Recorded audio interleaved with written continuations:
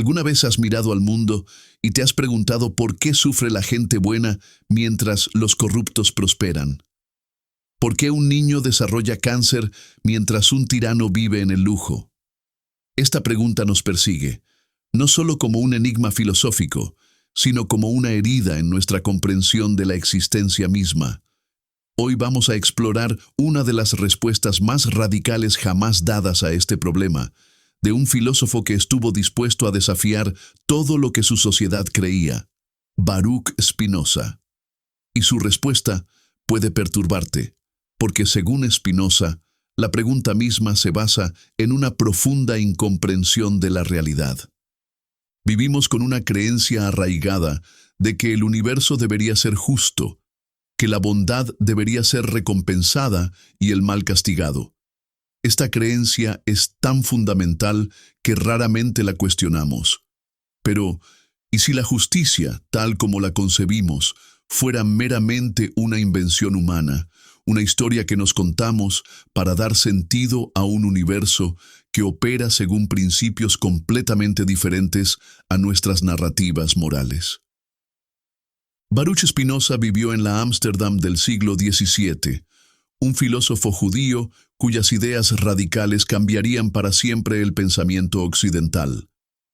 Cuando las autoridades religiosas lo tacharon de hereje, no contraatacó ni se retractó. En cambio, pulía silenciosamente lentes para telescopios y microscopios, viviendo modestamente mientras desarrollaba uno de los sistemas filosóficos más poderosos jamás concebidos. En el núcleo de su pensamiento había una propuesta sorprendente. Dios y la naturaleza son una y la misma cosa. Deus sive natura. Dios o naturaleza. No una deidad personal que juzga el bien y el mal, sino todo el sistema interconectado de la realidad misma, operando según leyes inmutables. Si Dios es naturaleza, y la naturaleza sigue leyes inmutables, entonces todo lo que sucede, absolutamente todo, sucede porque no podría haber sucedido de otra manera. En el universo de Spinoza, nada ocurre con un propósito o razón en el sentido humano. La lluvia no cae para regar los cultivos, cae porque las condiciones atmosféricas lo hicieron inevitable. Y crucialmente, la gente buena no sufre porque lo merezca, ni la gente mala prospera como algún error cósmico. Simplemente experimentan lo que la inexorable cadena de causa y efecto trae a su camino. Si el universo funciona como una vasta máquina, sin propósito moral detrás de su funcionamiento, ¿qué ocurre con la justicia? La respuesta de Spinoza llega al corazón de la psicología humana. La justicia, diría él, no es algo que descubrimos en el universo, es algo que proyectamos sobre él. Imaginamos que las cosas suceden por razones morales, porque nosotros mismos pensamos en términos de propósitos y objetivos. Cuando ocurre una tragedia, instintivamente preguntamos, ¿por qué? Refiriéndonos no a qué la causó, sino a qué propósito sirve. Piensa en cuántas veces has escuchado a alguien decir, todo pasa por alguna razón, o recibieron lo que merecían. Estas expresiones comunes revelan nuestra profunda necesidad de creer en un universo moralmente ordenado. Pero Spinoza nos pide que consideremos, ¿y si merecer no tiene nada que ver con lo que realmente sucede?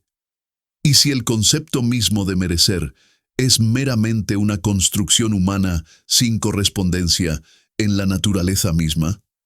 Sin embargo, aquí es donde el universo aparentemente frío de Spinoza da un giro sorprendente hacia la liberación. Si el sufrimiento no es castigo y la prosperidad no es recompensa, entonces podemos dejar de atormentarnos con cuestiones de justicia cósmica. La persona buena que sufre una enfermedad no está siendo castigada, está experimentando el resultado natural de procesos biológicos. El político corrupto que disfruta de riqueza no ha engañado algún equilibrio cósmico. Simplemente está experimentando los resultados de fuerzas sociales y económicas. Cuando nos enfurecemos contra la injusticia de la vida, preguntándonos por qué sufre la gente buena, estamos atrapados en un ciclo de reacciones emocionales basadas en falsas expectativas. Esperamos que el universo se conforme a nuestras intuiciones morales.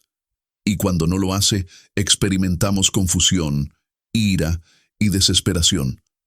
Pero el conocimiento de la verdadera naturaleza de la realidad, lo que Spinoza llamó el amor intelectual de Dios, naturaleza, nos permite ver las cosas como realmente son, no como deseamos que sean. Y en esa visión clara yace la libertad. La pregunta, ¿por qué sufre la gente buena? Asume un universo que opera según categorías morales, que de alguna manera tiene en cuenta la bondad humana al distribuir fortuna e infortunio. Spinoza nos pide considerar una posibilidad más radical, que nuestras propias categorías de bien y mal no son verdades cósmicas, sino perspectivas humanas nacidas de nuestra naturaleza y necesidades particulares. Lo que llamamos bueno es lo que nos beneficia. Lo que llamamos malo es lo que nos perjudica. Pero la naturaleza misma no conoce estas distinciones. Esto no significa que Spinoza abogue por el nihilismo moral o la indiferencia ante el sufrimiento. Comprender la verdadera naturaleza de la realidad nos permite desarrollar respuestas más efectivas a las causas reales del sufrimiento. En lugar de preguntarnos por qué una buena persona desarrolló cáncer como si buscáramos alguna explicación moral, podemos centrarnos en comprender los mecanismos biológicos de la enfermedad y desarrollar tratamientos. En lugar de preguntarnos por qué prosperan los líderes corruptos, como si enfrentáramos alguna injusticia cósmica, podemos analizar los sistemas sociales y políticos que permiten la corrupción y trabajar para reformarlos.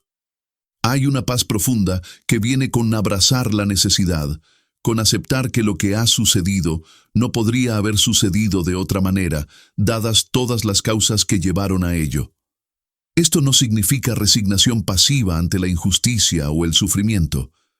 Más bien, significa actuar con comprensión clara en lugar de emoción confusa.